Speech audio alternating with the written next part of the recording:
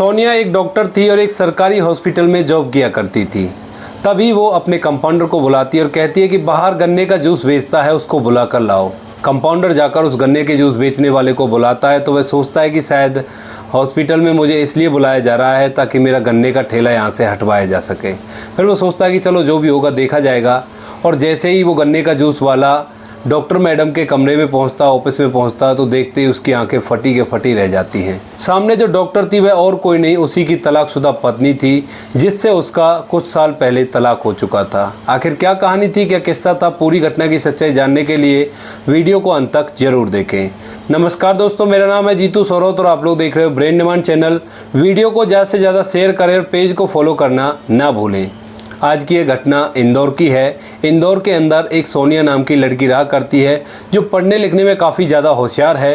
वो डॉक्टरी की पढ़ाई किया करती है, कॉलेज जाया करती है और शादी के लायक हो गई है। तो उसके पिता उसकी शादी की चिंता करते हैं और उसके लिए एक लड़का ढूंढते हैं। इंदौर के अंदर ही एक लड़का मिल जाता है जिसका नाम होता है करमवीर। करमवीर का घर परिवार काफ़ी अच्छा था, अच्छी खासी प्रॉपर्टी थी उसके पास और काफ़ी देखने में सुंदर लड़का था। तो सोनिया के लिए करमवीर को पसंद कर लिया जाता है। सोनिया को जैसे ये बात पता चलती है तो वो कहती है कि पिताजी, मुझे अभी पढ़ाई करनी है और किसी मुकाम को हासिल करना है। इस बात को सुनकर उसके पिता कहते हैं कि बेटा, जिस लड़के को मैं देख कर आया हूँ वो काफ़ी समझदार लगता है देखने में और वो तुम्हारी पढ़ाई को नहीं रोकेगा। इसके बाद सोनिया अपने पिता से कहती है कि पिताजी, मैं तो चाहती ही नहीं हूँ शादी करना, लेकिन आप फिर भी मेरी शादी करवाना चाहते हो तो ये चीज़ ज़रूर तय कर लेना कि शादी के बाद मैं पढ़ाई करूँगी। इस बात को सुनकर उसका पिता करमवीर के घर वालों से बात करता है। उसके घर वाले काफ़ी ज़्यादा समझदार थे, वो जानते थे कि पढ़ाई की क्या अहमियत होती है। तो कहते हैं कि समझी जी, हमें कोई ऐसी दिक्कत नहीं है, अगर बेटी आपकी पढ़ना चाहती हो तो हम उसे अच्छी तरह से पढ़ाएंगे लिखाएंगे और इस चीज़ के लिए उसे अलग से टाइम भी दिया जाएगा। दोनों परिवार काफ़ी अच्छे थे, पैसा अच्छा खासा था, अच्छी खासी प्रॉपर्टी थी। तो सोनिया और करमवीर की दोनों की धूमधाम से शादी करवा दी जाती है। शादी होने के बाद जो सोनिया है वो करमवीर के घर में जाती है नई दुल्हन बनकर और उसके काफ़ी ज़्यादा अरमान थे, लेकिन वो अपनी पढ़ाई को जारी रखती है। अब सोनिया अपने पति के साथ जैसे धीरे धीरे रहती है तो उसे पता चलता है जो उसका पति है वो शराब पिया करता है। अब जैसे ही ये बात सोनिया को पता चलती है तो वह अपने पति से इस बारे में बात करती है और उससे कहती है कि ये चीज़ अच्छी नहीं है, इसे पीने से मान मर्यादा, इज्जत और पैसा, तीनों चीज़ों का हनन होता है, तीनों चीज़ बर्बाद हो जाती है। इस बात को सुनकर करमवीर को गुस्सा तो आता है, लेकिन वो अभी कुछ कहता नहीं है क्योंकि नई नई शादी हुई थी तो अभी लोगों को एडजस्ट होने में थोड़ा सा टाइम लगता है। इसी तरह से दिन बीतते रहते हैं। सोनिया गर्भवती हो जाती है। जो सोनिया के सास ससुर हैं वो उस पर ढेर सारा प्यार किया करते, लेकिन जो करमवीर है वो ज़रा भी सोनिया को तवज्जो नहीं देता, अपने ही घमंड में अपने दोस्तों के साथ घूमा करता। लेकिन जब से सोनिया ने उससे कहा था वो शराब पीकर घर नहीं आया करता था। एक एक दो दो दिन हो जाते थे उसको बाहर रहते रहते और वो जी भर के शराब पिया करता था। इसी तरह से कुछ दिन और बीतते हैं। अब जो सोनिया है वो 6 महीने की गर्भवती हो जाती है। तभी एक रात को करमवीर के दोस्त उससे कुछ ऐसा कहते हैं कि वो उन बातों को सुनकर सहन नहीं कर पाता और वो सीधा अपनी पत्नी के पास आता है और वहाँ आकर उसके चरित्र पर उंगली उठाने लगता है। वो कहता है कि तू बाहर पढ़ने के लिए जाती है और वहाँ पर जाकर तू क्या क्या करती होगी। इस बात को सुनकर सोनिया उसका विरोध करती है, लेकिन तभी करमवीर के मुंह से शराब की बदबू आ जाती है। अब जैसे ही शराब की बदबू सोनिया को आती है तो वो एकदम से उस पर चिल्ला उठती है और उससे कहती है कि तुमने तो अब भी पीना नहीं छोड़ा, तुम इसको पी पी कर बर्बाद हो जाओगे और फिर हम लोगों का क्या होगा। इस बात को सुनकर जो करमवीर था वो शराब के नशे में था, वो सोनिया पर हाथ उठा देता है और हाथ को ज़्यादा ही हो जाता है क्योंकि नशे में उसे पता नहीं चलता कि वो क्या कर रहा है। वो अपनी पत्नी सोनिया के पेट में एक लात मार देता है। जैसे ही पेट में लात लगती है तो जो सोनिया है वो दर्द से करा उठती है और एकदम से ज़मीन पर गिर जाती है। जैसे वो ज़मीन पर गिरती है तो जो करमवीर है वो हालात को बिगड़ते हुए देख वहाँ से भाग जाता है। अब पीछे से उसके सास ससुर आते हैं और सोनिया को ले जाकर किसी हॉस्पिटल में भर्ती कराया जाता है। हॉस्पिटल में जाकर जैसे डॉक्टर चेकअप करता है तो बताता है कि पेट के अंदर का जो बच्चा है वो मर चुका है। इस बात को सुनने के बाद सोनिया के सास ससुर और सोनिया की बहुत बुरी हालत हो जाती है। उनका रो रो के बहुत बुरा हाल था, लेकिन करमवीर अब भी उनके पास नहीं आया था। अब इन सभी चीज़ों को देखते हुए सोनिया एकदम से टूट जाती है। वो सोचती है कि आज हमारे बच्चे की मौत हो गई इनके शराब की लत के कारण, और ये अब भी मेरा हालचाल पूछने के लिए भी नहीं आए, तो ऐसे घर को बसाने से क्या फ़ायदा।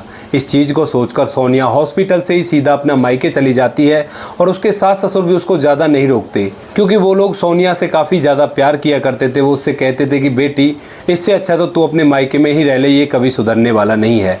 अकेला लड़का था, उससे ज़्यादा वो कह भी नहीं सकते थे। इसके बाद सोनिया अपने मायके में रहने लगती है और वहीं पर रहकर अपनी पढ़ाई को आगे बढ़ाती है। बार बार वो बच्चे वाली घटना को सोचकर परेशान हो जाया करती। वो सोचती अगर मेरा बच्चा आज जिंदा होता तो काफ़ी बड़ा होता, मुझसे मम्मी मम्मी कहने लगता। उसकी आंखों में आंसू आ जाते हैं, लेकिन सोनिया अपनी पढ़ाई को नहीं छोड़ती है। वो धीरे धीरे पढ़ती रहती है और पढ़ते पढ़ते डॉक्टरी की डिग्री को हासिल कर लेती है। जैसे ही उसकी डॉक्टरी की डिग्री उसे मिलती है तो सरकार के द्वारा निर्धारित एक सरकारी हॉस्पिटल में उसकी ड्यूटी लग जाती है। सरकारी हॉस्पिटल में वह ड्यूटी किया करती है और अपने काम को बड़ी ही निष्ठा और ईमानदारी से किया करती है। मरीजों का अच्छी तरह से इलाज किया करती और ज़्यादातर कोशिश किया करती कि जो भी मरीज उसके पास आए वो ठीक होकर ही वहाँ से वापस लौटे। धीरे धीरे समय बीतता है तो उस हॉस्पिटल के अंदर एक गन्ने वाले का जूस आता था, और जूस के अंदर एक अलग ही टेस्ट था, क्योंकि जो गन्ने वाला था उसने अपना स्पेशल एक मसाला बनाया हुआ था, जिस मसाले को वो जूस में मिलाया करता और उस हॉस्पिटल के बाहर ही वो गन्ने की दुकान लगाया करता। अब एक दिन डॉक्टर सोनिया अपने एक मरीज को देखने के लिए जाती है। वहाँ पर उसे देखने के लिए कुछ लोग आए थे, तो वो गन्ने के जूस की तारीफ कर रहे थे। अब इस बात को डॉक्टर सोनिया सुन लेती है और अपने कैबिन में जाकर अपने कंपाउंडर से कहती है, जो नीचे हेल्पर होता है, उससे कहती है कि ये गन्ने का जूस जो ये बड़ाई कर रहे थे ये लोग, वो कहाँ से आता है। तो वो बताता है कि मैडम, यही हॉस्पिटल के बाहर ही एक लड़का दुकान लगाता है और काफ़ी अच्छा टेस्ट होता है उसके जूस का। उसकी दुकान पर भीड़ लगी रहती है और हमारे हॉस्पिटल में उसका नंबर भी है। वो अपना नंबर दे के गया था और कहा था कि अगर आपको जूस चाहिए तो मैं यहीं पर भिजवा दिया करूँगा। इस बात को सुनकर डॉक्टर सोनिया कंपाउंडर से कहती है कि ऐसा करो, मेरे लिए एक गिलास जूस मंगाओ। तो जो कंपाउंडर है वो उस गन्ने के जूस वाले को फ़ोन करता है। उसने अपनी दुकान पर एक व्यक्ति रखा था डिलीवरी करने के लिए, तो वह गन्ने के जूस को लेकर उस हॉस्पिटल के अंदर जाता है। वहाँ पर डॉक्टर सोनिया उस गन्ने के जूस को पीती है तो वो उसे बहुत ही पसंद आता है, बहुत ही अच्छा लगता है, क्योंकि उसके अंदर एक स्पेशल मसाला जो वो अपने घर से बना कर लाया करता था वो मिला हुआ था। अब उस गन्ने के जूस को पीने के बाद डॉक्टर साहब की जुबान से वो गन्ने के जूस का स्वाद उतर नहीं रहा था। तभी किसी काम से उसके माता पिता का डॉक्टर सोनिया के पास फ़ोन आता है, तो डॉक्टर सोनिया उन्हें भी उस गन्ने के जूस के बारे में बताती है। तो उसके माता पिता कहते हैं कि बेटी ऐसा क्या है उस गन्ने के जूस में, गन्ने का जूस तो नॉर्मली होता है, उसमें भला अलग से क्या मिलाया जाएगा। तो डॉक्टर सोनिया बताती है कि माँ बाबूजी, मैंने आज तक ऐसा गन्ने का जूस नहीं पिया और उसमें एक अलग ही टेस्ट है। इस बात को सुनकर उसके माता पिता कहते हैं कि चलो फिर ऐसा करना, जब तुम वापस आओ तो आते समय हमारे लिए भी थोड़ा सा गन्ने का जूस ले आना, हम भी तो चक्कर देखें ऐसा क्या है उस जूस में जो तुम इतनी उसकी बड़ाई कर रही हो। इस बात को सुनकर डॉक्टर सोनिया कहती है कि ठीक है बाबूजी, माँ मैं आपके लिए ले आऊँगी। अब धीरे धीरे शाम होती है। शाम को उसका काम कंप्लीट हो जाता है। अपने काम को करने के बाद वह ड्राइवर को गाड़ी निकालने के लिए कहती है और गाड़ी में बैठकर वहाँ से जाने लगती है। जैसे ही वो गेट पर पहुंचती है तो एकदम से उसे ध्यान आता है कि उसके माँ बाप ने गन्ने का जूस मंगाने के लिए कहा था। तो वह उस गन्ने के जूस की दुकान पर जाती है और वहां जाकर जैसे ही गन्ने के जूस बनाने वाले को देखती है तो देखते ही एकदम हैरान सी हो जाती है। दोस्तों, जो गन्ने का जूस बेच रहा था वह और कोई नहीं, उसका वही पति करमवीर था, जिससे कुछ दिनों पहले उसका तलाक हो गया था। जब वह अपने मायके में रहा करती थी तो दोनों का तलाक हो गया था, क्योंकि करमवीर उसे लेने के लिए नहीं आया था। वो शराब में डूबा रहता और अपनी पत्नी का उसने कोई ख्याल नहीं किया था। तो दोनों का तलाक हो गया था और तलाक होने के बाद आज इतने सालों बाद वो लोग यहाँ पर मिले थे। अब इसके बाद जो सोनिया होती है वो ड्राइवर से कहती है कि ड्राइवर गाड़ी आगे चलाओ, और वो लोग सीधा घर पहुँच जाते हैं। घर जाने के बाद माँ बाप जो कि राह देख रहे थे कि हमारी बेटी आज एक ऐसा गन्ने का जूस लाने वाली है जैसा स्वाद हमने आज तक चखा ही नहीं है, जब जाकर बेटी खाली हाथ उनके पास पहुंचती है तो वो लोग पूछते हैं कि आखिर क्या हुआ। तो सोनिया अपने माता पिता को बताती है कि मैं गन्ने का जूस तो ले आती, लेकिन गन्ने के जूस को और कोई नहीं, करमवीर ही बना रहा था। अब इस बात को सुनने के बाद माँ बाप भी हैरान होते हैं और सोचने लगते हैं कि उसकी तो अच्छी खासी प्रॉपर्टी थी, ऐसा क्या हुआ उसके साथ जो वो यहाँ पर गन्ने का जूस बेच रहा है। और यही बात सोनिया के दिमाग में चल रही थी। अब अगला दिन होता है। अगले दिन सुबह सुबह अपने ड्राइवर के साथ जो सोनिया है हॉस्पिटल के लिए निकल जाती है और थोड़ी ही देर में हॉस्पिटल पहुँच जाती है। वहाँ जाकर अपने कैबिन के अंदर बैठी बैठी यही बात सोच रही थी कि ऐसा क्या हुआ करमवीर के साथ जो उसे यहाँ पर गन्ने का जूस बेचना पड़ा। इस बात को सोचते हुए जो सोनिया है वो अपने कंपाउंडर को बुलाती है और कहती है कि बाहर जो गन्ने का जूस बेचता है उसको यहाँ पर बुला के लाओ। तो जो कंपाउंडर है वो उस गन्ने के जूस वाले के पास फ़ोन करता है और उससे कहता है कि तुम्हें डॉक्टर मैडम ने बुलाया है। अब जैसे ही गन्ने का जूस वाला करमवीर इस बात को सुनता है तो एकदम से हैरान हो जाता है और परेशान सा हो जाता है। वो सोचता है कि हमने जो ये दुकान है ये हॉस्पिटल के साइड में लगा रखी है, शायद हो सकता है आज इसको उठवाने का ऑर्डर मिले हमें अंदर से। ऐसा सोचते हुए वह उस हॉस्पिटल के अंदर आता है और वहाँ आकर उस कैबिन के अंदर घुसता है जहाँ पर डॉक्टर सोनिया बैठा करती थी। जैसे ही वो कैबिन के अंदर घुसता है तो सामने अपनी तलाकशुदा पत्नी को बैठा हुआ देख एकदम हक्का बक्का सा रह जाता है। अब तभी अंदर से सोनिया कहती है कि आओ आओ कोई बात नहीं, बैठो। उसके बाद वह गन्ने का ठेला लगाने वाला वहाँ पर जाकर उसके सामने कुर्सी पर बैठ जाता है। शर्म के मारे उसका सर नीचे की तरफ हो जाता है और वो सोचने लगता है उन दिनों को जिन दिनों वो और सोनिया एक साथ रहा करते थे, और उसकी आंखों में आंसू भर आते हैं दोस्तों।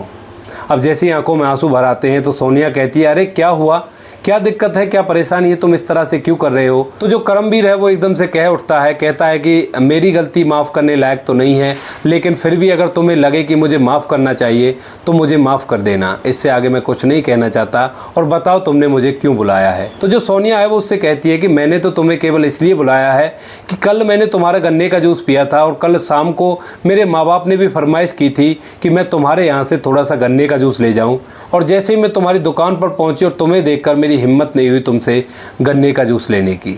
और उसके बाद मेरे दिमाग में ये बात आई कि तुम तो बहुत अच्छे खासे परिवार से आते थे, आखिर ऐसा क्या हुआ जो तुम्हें यहाँ पर गन्ने का जूस लगाना पड़ा।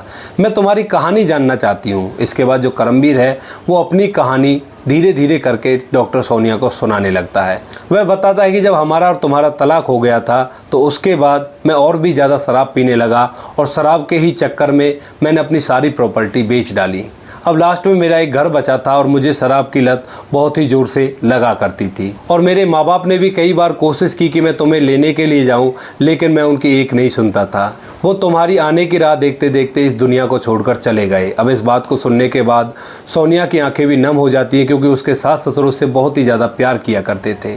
अब वह आगे बताता है कि उसके बाद मैंने घर का पूरा सामान बेचा, और जब सामान भी ख़त्म हो गया तो लास्ट में मैंने अपने घर को ही बेच दिया। अब घर को बेचने के बाद मैं शराब पिया करता, लेकिन जब घर के पैसे भी ख़त्म हो जाते हैं तो उसके बाद मुझे होश आता है कि मैं कहाँ पे था और इस शराब के कारण कहाँ पे आ गया हूँ। उसके बाद मैं इधर उधर घूमता हूँ, सोचता हूँ कि मुझे कोई काम मिल जाए, लेकिन मुझे कोई भी काम नहीं देता, क्योंकि मेरी छवि काफ़ी ज़्यादा ख़राब हो चुकी थी। तभी मेरा एक बचपन का दोस्त जो एक गन्ने के जूस का ठेला लगाया करता था, मैं उसके पास जाता हूँ और उससे काम मांगता हूँ। तो वह कहता है कि यार तू तो मेरे बचपन का दोस्त है, वो अलग बात है कि तू पैसे वाला है और मैं गरीब हूँ। तभी करमवीर उससे कहता है कि भाई मैं अब फ़िलहाल तुमसे भी ज़्यादा गरीब हूँ और मेरी हालत काफ़ी ज़्यादा ख़राब है, अगर हो सके तो मुझे 2 पैसे का रोज़गार दे दे। इसके बाद करमवीर उसके पास रहकर गन्ने का जूस का काम किया करता है, और धीरे धीरे वो काम उसे अच्छी तरह से आ जाता है। जब वह काम उसे अच्छी तरह से आ जाता है तो अपने दोस्त से कुछ पैसे उधार लेकर एक खुद की एक मशीन लगाता है, एक इंजन लगाता है, और उस काम को यहाँ पर सरकारी हॉस्पिटल के बाहर करने लगता है। अब इतने दिनों काम करके उसे पता चल गया था कि अगर जूस की बिक्री अच्छी करनी है तो कुछ ऐसा करना होगा जो सबसे हटके हो। इसी वजह से उसने एक ऐसा मसाला बनाया जो मसाला उसके सिवा कोई और ना बना सके। उस मसाले को डालकर वो जूस में मिलाकर सभी को पिलाने लगा, और उस मसाले की वजह से उसकी सेल उसके दोस्त से भी ज़्यादा होने लगी। अब वह फेमस हो गया था चारों तरफ कि भाई ये जो गन्ने का जूस वाला है इसके जूस में अलग ही टेस्ट आता है। और उसके बाद अब तुम मुझे मिली हो। तो ये थी मेरी अब तक की कहानी। इस बात को सुनने के बाद डॉक्टर सोनिया कहती है कि अब पछताए होत क्या जब चिड़िया चुग गई खेत। उस टाइम पे अगर तुम संभल जाते तो तुम्हारे पास सब कुछ था, लेकिन संभले भी तो जब जाकर जब तुम्हारे पास कुछ भी नहीं बचा। इस बात को सुनकर जो करमवीर है वो शर्मिंदा हो जाता है और कहता है कि ये तो भाग्य की बात होती है। इस बात को कहने के बाद करमवीर वहाँ से जाने लगता है। कहता है कि काफ़ी ज़्यादा भीड़ है ग्राहकों की दुकान पे, तो मैं अब चलता हूँ। बाकी तुम अच्छे से रहना, अपना ख्याल रखना, और मेरे बारे में ज़्यादा मत सोचना, तुम्हारा दिमाग ख़राब होगा बार बार उन बातों को याद करके। ऐसा कहकर वो ऑफिस से बाहर निकल जाता है। अब जो सोनिया है वो देखती है कि ये तो सच में ही सुधर गया है। तभी वह अपने कंपाउंडर को बुलाती है और उससे कहती है कि इस गन्ने के जूस वाले का जो नंबर है उसे मुझे दो। तो उस नंबर को लेकर जो डॉक्टर सोनिया है वो अपने घर चली जाती है और अपने माँ बाप से बात करती है कि माँ बाबूजी, करमवीर तो बहुत ज़्यादा सुधर चुका है, अब वह शराब भी नहीं पीता, शराब पीना उसने छोड़ दिया है और वह गन्ने का जूस लगाकर अच्छी तरह से अपना जीवन व्यतीत कर रहा है। इस बात को सुनने के बाद उसके माँ बाप भी कहते हैं कि बेटी ये तो अच्छी बात है, अगर तू उसके साथ दोबारा से रहना चाहे तो इसमें कोई बुराई नहीं होगी। लेकिन जो सोनिया थी उसके मन में कहीं ना कहीं कुछ और ही चल रहा था। वो अब शाम को करमवीर के पास फ़ोन मिलाती है और ये चेक करने की कोशिश करती है कि इसने अब तो शराब नहीं पी, क्योंकि अक्सर जो लोग शराब पिया करते हैं वो शाम को शराब ज़रूर पीते हैं। लेकिन वो अच्छी तरह से बात करता और उसकी बातों से बिल्कुल भी प्रतीत नहीं हो रहा था कि इसने कोई शराब पी है। अब धीरे धीरे घंटों उनकी फ़ोन पर बातें होने लगती हैं और जैसे धीरे धीरे बात होती है तो वो पुराने वक्त को याद किया करते और किसी किसी बात पे हंसा करते और किसी किसी बात पर रोने लगते। तभी अचानक से करमवीर कहता है, क्या सोनिया ऐसा नहीं हो सकता, हम लोग दोबारा से एक साथ रहने लगें। और सोनिया मानो जैसे इसी बात का इंतज़ार कर रही हो कि कब करमवीर अपनी तरफ से ये बोलेगा और मैं इसे हाँ करूँगी। तो करमवीर की इस बात को सुनकर सोनिया एकदम से कह देती है कि ऐसा क्यों नहीं हो सकता, ऐसा बिल्कुल हो जाएगा, लेकिन तुम्हें कसम खानी पड़ेगी कि ज़िंदगी में अब तुम ऐसा कभी नहीं करोगे जैसा तुमने पहले किया था। तो करमवीर कहता है कि सोनिया, मैंने ज़िंदगी को देखा है बड़ी नज़दीक से। जब तक हमारे पास पैसे हैं तो हमारा समाज में अच्छा रुतबा होता है, लेकिन पैसे जैसे ही ख़त्म हो जाएं तो हमें पूछने वाला कोई भी नहीं रहता। मैं अब ज़िंदगी में भूल कर भी ऐसी कोई गलती नहीं करूँगा जिससे मेरी और तुम्हारी इज्जत पर कोई आँच आए। इस बात को सुनकर सोनिया और करमवीर दोनों एग्री हो जाते हैं। वो लोग दोबारा से एक मंदिर के अंदर शादी करते हैं और घर वालों की सहमति से अब सोनिया और करमवीर एक साथ रहने लगते हैं। तो दोस्तों ये थी आज की कहानी। आप लोगों को जैसी भी लगी हो कमेंट सेक्शन में बता देना। बाकी दोस्तों इन घटनाओं को सुनाने का उद्देश्य आपको परेशान करना नहीं है। इन घटनाओं से हम आपको केवल जागरूक और सचेत करना चाहते हैं कि घर के अंदर छोटे छोटे कलह कभी कभी जिंदगी को तबाह कर दिया करते हैं। जैसे यहाँ पर करमवीर की जिंदगी तबाह हो गई। जब सोनिया ने उससे शराब पीने के लिए मना किया था वो तभी मान जाता तो इतना कुछ नहीं होता। बाकी दोस्तों मिलते हैं किसी नेक्स्ट वीडियो में नए टॉपिक के साथ। तब तक के लिए जय हिंद, जय भारत, जय हिंदुस्तान।